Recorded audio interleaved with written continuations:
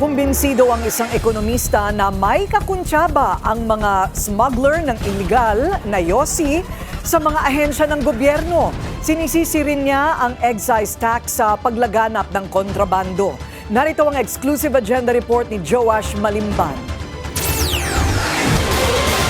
Kasabay ng magpapaigting ng law enforcement agencies sa pagsawata sa mga operasyon ng iligal na sigarilyo sa bansa, dapat din daw pagtuunan ng pamahalaan ang mga batas at polisiyang nakaaapekto rito. Para kasi sa ekonomistang si Bienvenido Oplas, hindi kakulangan sa enforcement efforts ang ugat ng pagdami ng illegal cigarette manufacturing and smuggling, kundi ang patuloy na pagtaas ng excise tax taon-taon.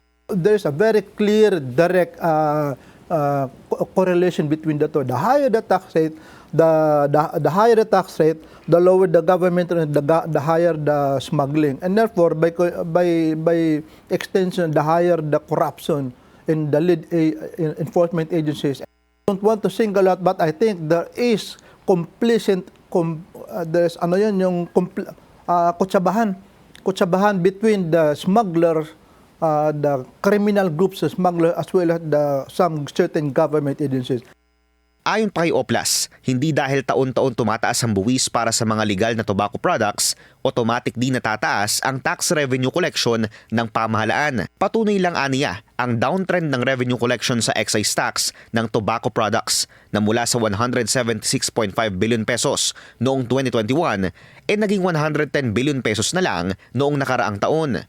Aniya, kasabay ng pagmamahal ng presyo ng sigarilyo ay ang paghahanap ng mga ordinaryong Pilipino ng mas murang alternatibo.